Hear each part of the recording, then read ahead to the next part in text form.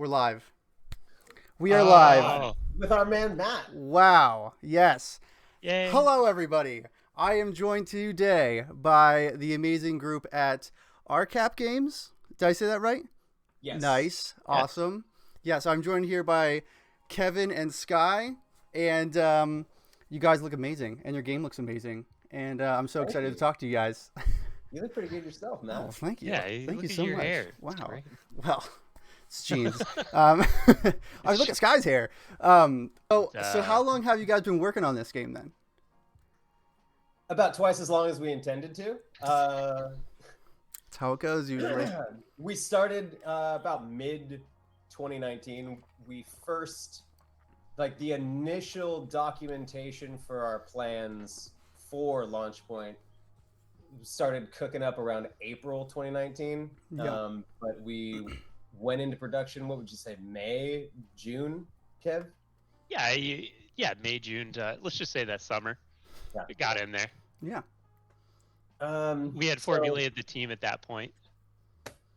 The very, very tiny team. Yeah. If you could call us a team, we're just... Yeah, it's a team. It's a team. How many? How many of you? Then I call it 3.5. Okay. But it is 4. Okay. I mean, right now it's actually 5. Yeah. We have a social media outreach volunteer who has been really pulling a lot of weight for us, just out of the goodness of his heart, which is very cool. But yes.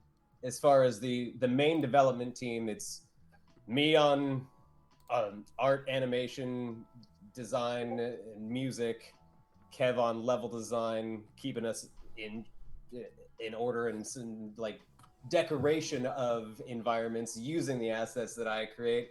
James on production or on programming, and our man Albert comes in to just do sound design when we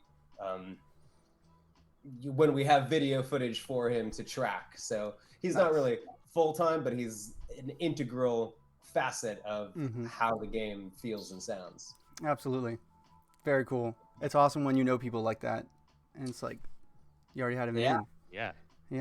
So I kind of want to jump back in time here. And I want to know where you guys started. Like, clearly you have something amazing here. I keep saying that, but it is. So did you both always want to make video games? Did you come across something that changed your perspective and you wanted to take it to the next level? What did that look like for both of you? I'm curious. Who do you want to go first? You know what? We don't know each other's answers, so I don't know what Sky's going to say. Kevin, you went first last time. You went first last time. If Sky has an idea of what he has, his is going to be better than mine, I can guarantee. It's going to be a little loaded, though. A little heavy. So I remember being 16 playing Dragon Ball Z Hyperdimension on a ROM on my MacBook and thinking that the pixel art looked really, really, really cool, and how hard could it be? So I opened up a blank Photoshop document and tried to make a sprite of Krillin, and I was like, wow, this sucks. How come mine doesn't look like that? This is really hard. So 16 was the first time that I started dabbling in pixel art at all. But I never intended to take it to a professional level. I've always played video games. I love side-scrolling platformers, jumping and shooting, bouncing on stuff. And I always imagined ideas that could feel cool. Did a lot of scribbling in notebooks when I should have been paying attention in class. But it wasn't until my mid-20s, my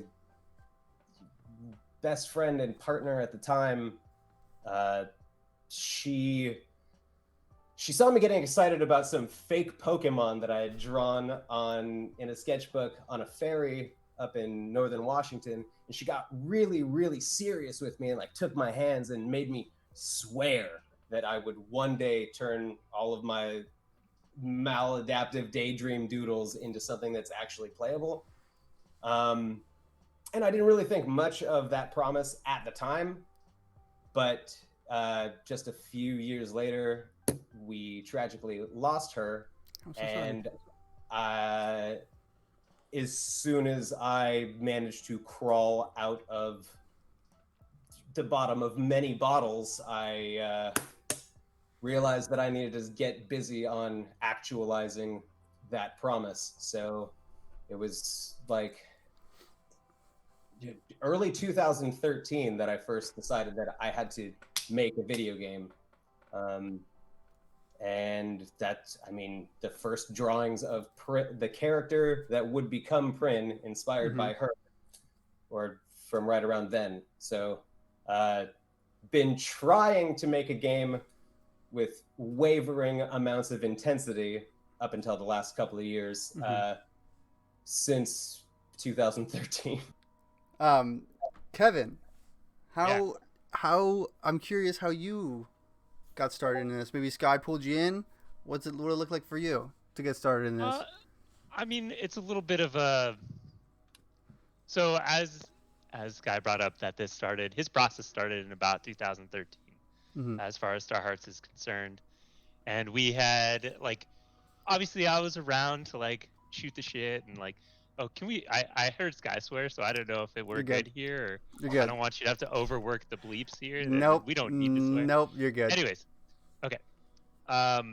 Yeah, so I was aware of the process, and as he was starting to mold the world that was going to become Star Hearts, it kind of had a few name iterations along the way. And at that time, I was heavy in my background is film and television production. So I was working in live TV, sports TV, as a technical director, and I offered, if you're going to start this and you need kind of someone to give you a little bit of structure, I think he originally called me the team mom. What was it? When I came on, I came on just like a little tiny piece of the original project. I gave like a couple days a month to help out and check in to see how the production was going. Kind of, what did you do with that first Kickstarter that you think didn't catch on, and then what do you think you did with the second one that you feel like made a difference? So, I'm gonna go to the tab because I just want to immerse myself in this situation again. So, I just had to open the previous one. Really, what the difference between this Kickstarter and the original was, for the original, we just had one presentable level, and a level in a presentable state. Okay. We are an indie company. This is our freshman release.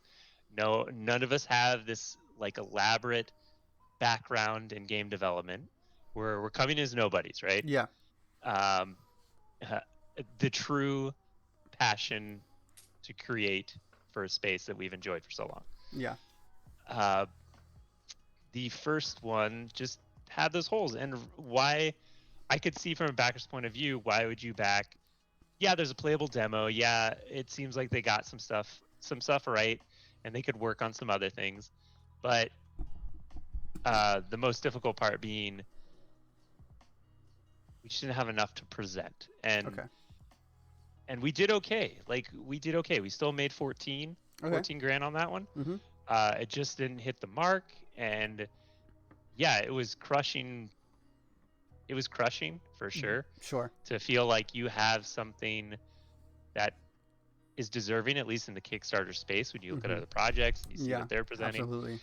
And you're like, why can't we get traction? And on this second time around, what really helped is Train Tracks, who's our social media guy. That helped a lot to have somebody to fully brunt the reach out and kind of the process. Now, there are other things you can use with Kickstarter, like backer support and other things, but we are pretty strapped on where we're putting our money. So we use limited outreach and marketing tools. So I mean, I see you almost have 2K followers on Twitter. Twitter? Yes, Twitter. Couldn't think of it there. 2K followers on Twitter, and and you have an amazing website here. Thank you, so, Lily Falzone. Yeah, it looks so good. So, did you have the same goal for the first one? Like I see on this Kickstarter, it's 20K is the goal. Was it you reached 14 on the last one? Was 20 the goal there as well? It was not. It was 25. Okay. 25 was the goal. We also we tweaked some other things around expectations of the game, and we kind of just, I mean, you fail once, it gives you opportunity to learn, right? Absolutely. So we had better add-ons this time around. Our add-ons were not thought out on the first project at all. Okay. This one had way better add-ons that people are actually excited about and people are picking up. With the capes, huge hit. Yeah. And we kind of refined the console support. So a lot of people like the idea of they're going to get 2 copies with an understanding that we are working on console support. We can't guarantee it at this time, but if you have opted for that, you're going to get 2 copies of the game. So you're guaranteed to get the copy on PC and Mac, but this will give you your copy immediately on the console that you're requesting for. And it's coming on all consoles, right? Or eventually. Yes. Eventually, that's where we're headed. Okay. Yeah. I mean, with Unity, it's pretty easy to port to just about any operating system, but we'll definitely be launching on Steam and itch and the PC platform first. Sure. Yeah. Have you stagger our releases so that we can celebrate multiple launches? Absolutely. Absolutely. Have you started working with the other platforms yet? I'm just curious. I know some people struggle with that. I don't know what your guys' experience was with that. Yes. So I'm feeling this is mostly background of what I've been doing for the project. Oh, okay. You should start asking some creative questions because Sure. this guy is. I feel bad. I'm totally happy to just sit here and react. Yeah, but the reacts they make me self-conscious because I know, like, if you agree or disagree, you're so expressive that I'm like, do I answer that? Anyways, so for what was the question? Oh yeah, console support. Yeah. So yes, the reach out for Nintendo that process has started. Okay. That process, the number one thing of the previous Kickstarter was Switch ? So on this campaign, we went in ahead trying to get support. Now it's an interesting place to be because it's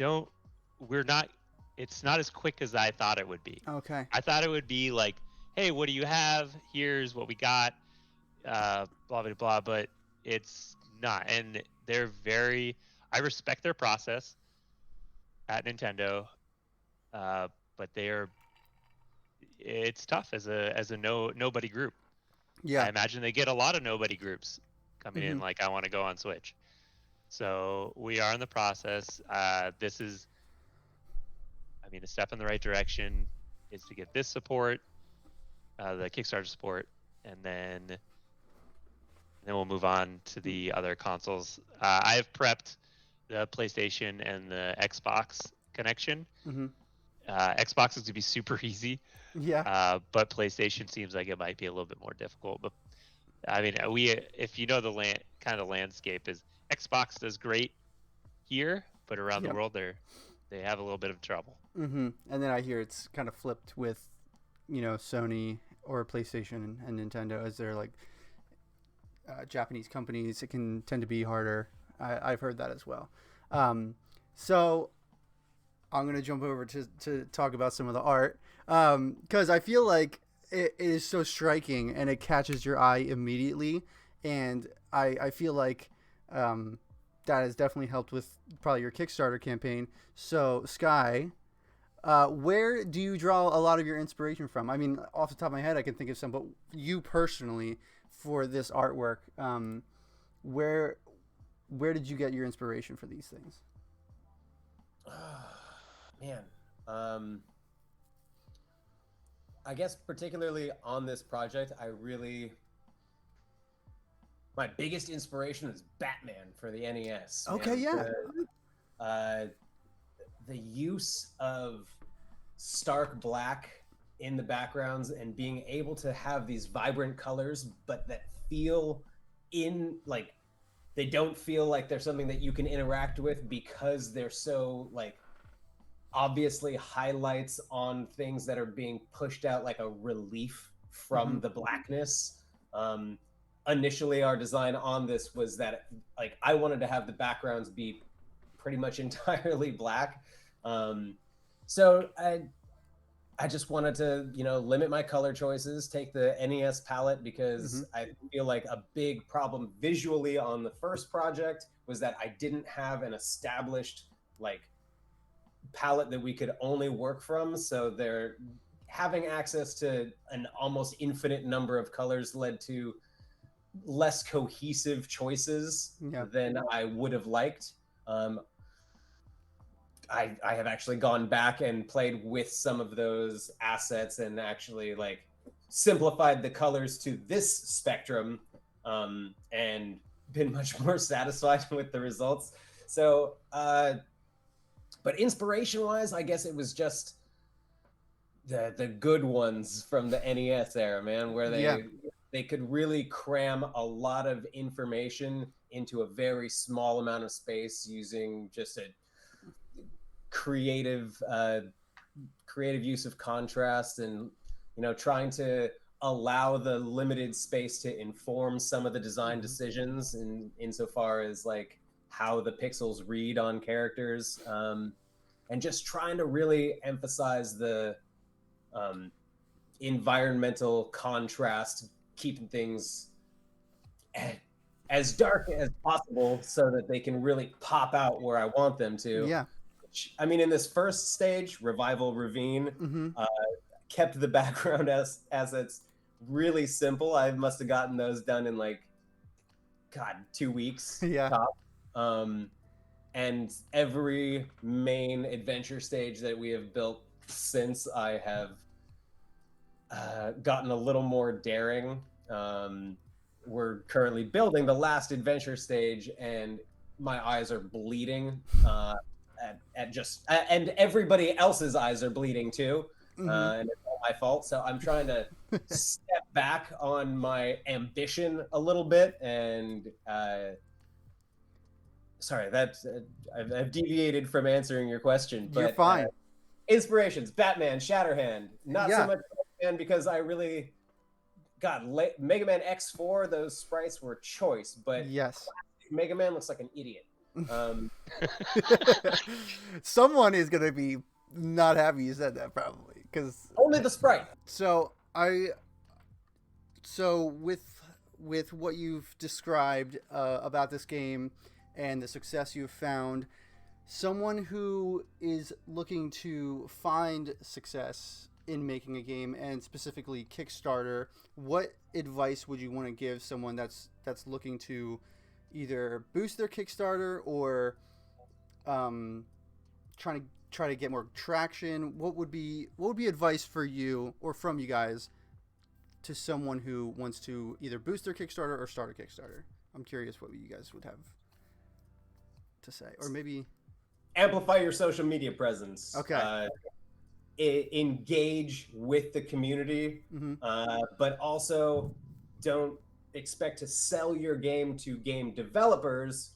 Try to consider reaching, the people that are actually going to play your game. Yeah. And that's a tough one for us because I've been marketing largely to, fellow devs and people like in our age bracket who have a nostalgia for games that look like this. But trying to sell this to teenagers, it's a lot harder to get them to bite because they don't have that nostalgia. So I mean, it depends on what the game is that you're trying to make and sell. But I would, I feel like your success on a Kickstarter is largely dictated by how much of a following you have on social media, how many eyes you just are able to get immediately. Yeah.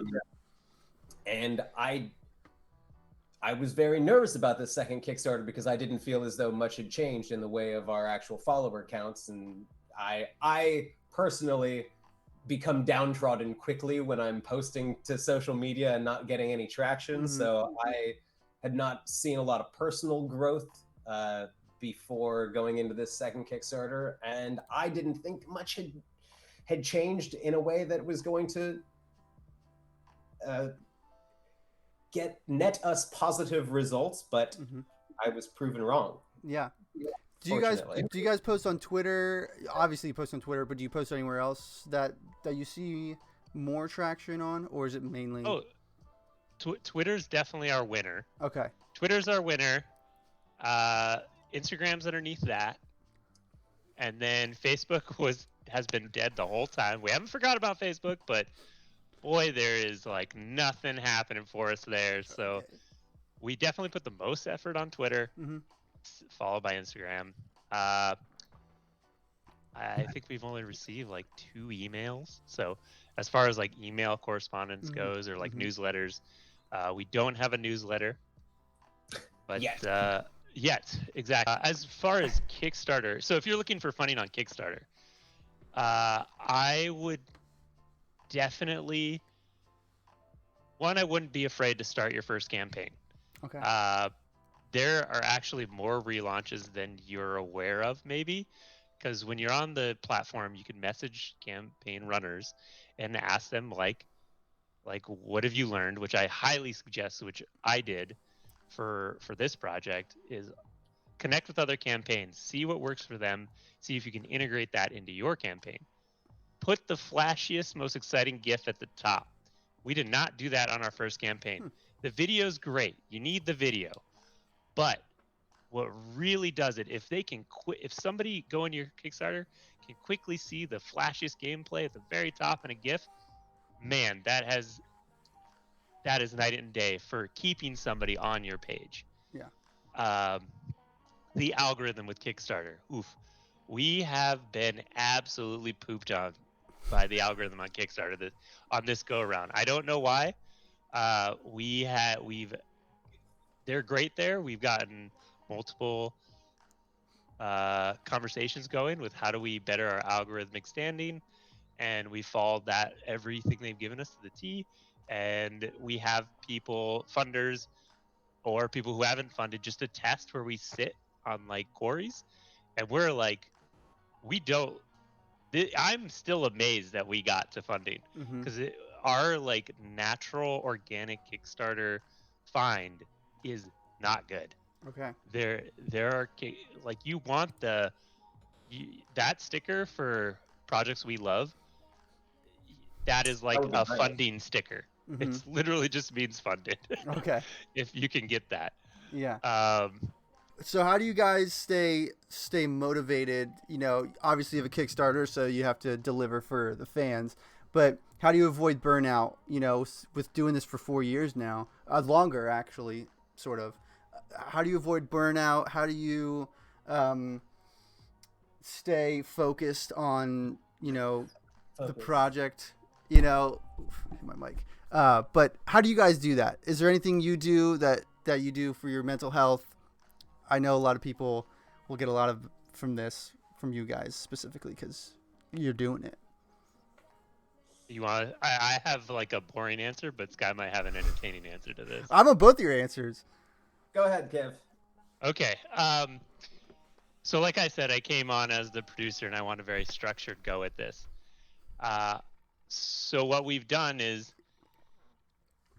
we've recorded every hour, every minute that we put into working on this game. And that might kind of sound daunting, but the one way I find, as someone who's worked in film and television, which can lead to a lot of burnout in different phases of your career there, what I've learned through that and brought to this project was you have to be aware of the time you're putting in on different tasks. If you overcommit to tasks that don't give you the results you desire, you are going to burn out faster, because the more times you interact with failure, the less likely you're going to want to keep going.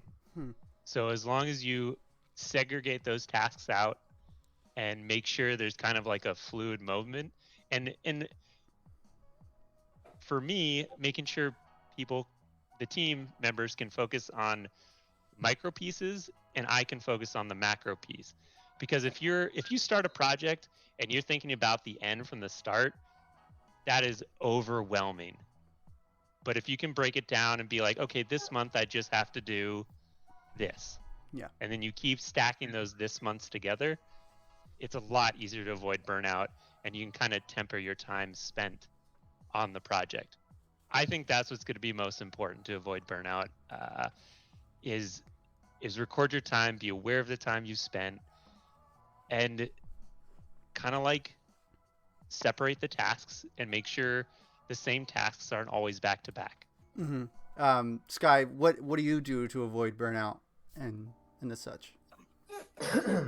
Well, first, I just want to emphasize how helpful it has been for Kevin to integrate that structure into what I have to do artistically. Having set goals for the expectations of what we're going to be implementing asset-wise on like a month-to-month basis has really been immensely beneficial for me, because I am naturally inclined to think about the overarching experience of the project and jumping around creatively between different elements that I currently am visualizing. But having my expectations set for me really, I mean, it is hugely beneficial for getting me to actually produce things in a timely manner. Yeah. As far as avoiding burnout, I don't avoid burnout. I'm always burnt out. Okay. I get that. I understand that. Yeah. Even when I'm not working on Star Hearts, I am constantly working on Star Hearts as a franchise, as like the ideas of future games that I'm excited to produce within the universe, expanding the franchise. So, I mean, I exercise. That's great.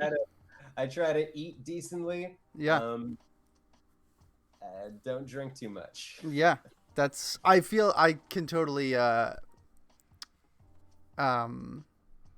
once you turn your brain on to, building the universe and something like that, I feel like I can feel that. It's like my brain is always on, thinking and processing. It's so hard to shut off. And yes. I try to actively engage in like being present in my day-to-day life and with my partner and my dog and my family and my friends. But it is so hard to shut down thinking about building a universe. Yes, movement controllers and character designs. Yeah, it's.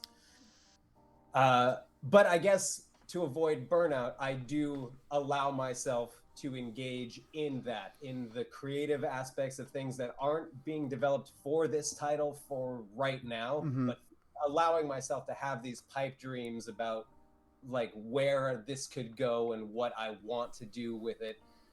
Keeps me able to grind away at what needs to get done to launch this first title so that I can get to that point of being able to work on future dream projects. Yeah, that's super exciting. Yeah.